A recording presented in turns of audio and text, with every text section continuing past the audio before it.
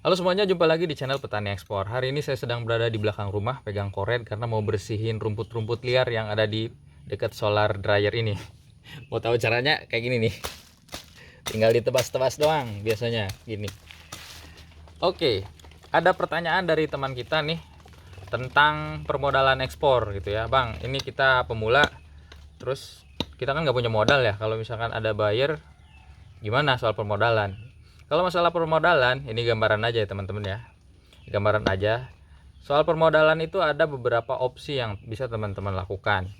Yang pertama adalah opsi DP dulu, down payment gitu ya. DP, jadi kita bisa minta DP ke buyer misalkan 30%, 50%, 60%, atau bahkan kalau beruntung kita bisa full payment di depan. Jadi modalnya dikasih duluan udah sama untung-untungnya, sama profit-profitnya gitu ya. Jadi nggak usah mikirin permodalan lagi. Itu kalau beruntung. Nah, kalau bisa ya minta DP berapa persen, 50% atau berapa persen buat operasional kita. Itu yang pertama. Terus gimana nih kalau misalkan ketemu bayarnya yang nggak mau ngasih DP atau maunya apa, LC gitu ya, maunya LC. Pilihan yang kedua, teman-teman bisa, kalau LC bisa hubungi apa namanya, lembaga pembiayaan ekspor gitu ya. Terus ya sebetulnya perbankan-perbankan yang swasta, yang BUMN gitu sebetulnya ada juga itu untuk layanan pembiayaan ekspor sebetulnya. Cuma kadang-kadang kita nggak mau ngulik aja. Itu yang kedua ya, kita bisa pakai lembaga pembiayaan ekspor seperti Exim Bank, terus yang lain-lain sebenarnya banyak gitu ya.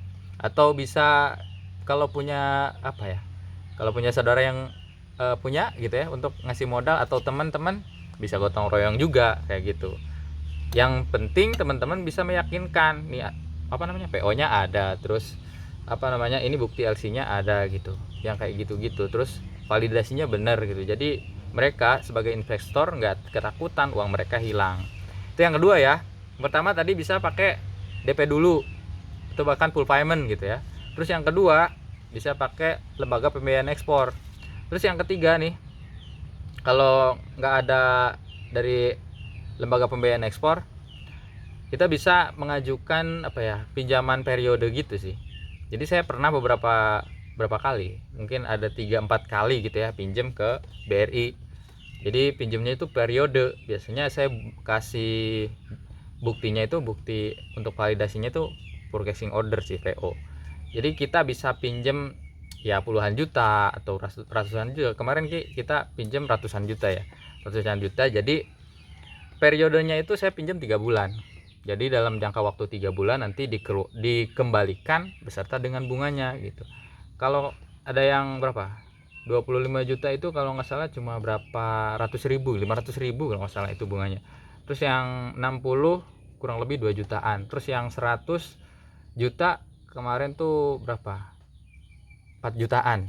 Yang 100 juta 4 jutaan itu saya balikinnya per apa namanya, per 3 bulan. Terus yang 200 kemarin kisaran berapa, 6 atau berapa ya gitu. Seperti itu teman-teman ya skemanya.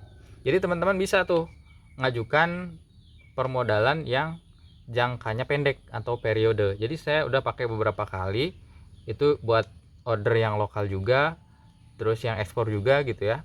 Itu bisa pinjam yang periode. Memang kalau di daerah-daerah memang nggak umum juga ya. Di daerah Lebak sini aja ini yang pertama asli cuma saya gitu, yang pertama. Jadi kepala unitnya tuh sampai tanya-tanya ke cabang gitu ya, ini ada nggak sebenarnya gitu. Soalnya saya tahu itu dari pusat gitu. Maksudnya waktu kita ada acara terus ngobrol-ngobrol gitu soal pembiayaan, ya sebetulnya ada Mas Boru gitu, kayak gini gitu ya. Akhirnya saya ngomong ke kepala unit waktu itu sampai ke kepala cabang itu, ini bisa nggak sebenarnya kayak gini. Akhirnya setelah saya urus beserta jaminan dan lain-lain gitu ya, bukti PO dan lain sebagainya, akhirnya bisa gitu. Dan saya jadi pencetus yang pertama kalau di unit sini, daerah sini gitu teman-teman. Itu solusi yang ketiga ya, itu seperti itu. Jadi ada beberapa opsi yang teman-teman bisa lakukan. Yang pertama DP, kemudian apa namanya, kerjasama dengan lembaga pembiayaan ekspor, terus kita bisa pinjam duit juga ke perbankan, atau mungkin teman-teman punya saudara, punya kerabat, punya teman yang mau investasi di bisnis ekspornya. Yang penting teman-teman bisa meyakinkan dan bisa menjamin uang mereka nggak akan hilang. Itu aja sih gitu. Jadi buat teman-teman nih sekarang yang lagi belajar ekspor, fokus saja belajar ekspornya ya, dalami terus ilmu-ilmu ekspornya, belajar dari pengalaman-pengalaman teman-teman yang sharing di YouTube, di berbagai platform ya, yang mereka sudah pernah ekspor. Tanya apa ya, kesalahan-kesalahan yang mereka lakukan ketika ekspor itu tuh penting banget gitu. Terus juga fokus cari buyer gitu, terus fokus belajar produk knowledge. Kalau kita bicara permodalan itu, kalau udah ada bayarnya, udah ada PO-nya, udah valid semuanya, itu relatif lebih gampang sih gitu. Karena itu step ini ya, maksudnya udah closing, udah ya bakalan ada jalannya gitu. Yang penting teman-teman sekarang konsisten belajar dan cari buyer. Pokoknya semuanya lah di apa namanya, ditingkatkan lagi. Terima kasih, mudah-mudahan ada manfaat yang bisa didapat dari video ini. Kita lanjut ngored lagi. Terima kasih. Wassalamualaikum warahmatullahi wabarakatuh.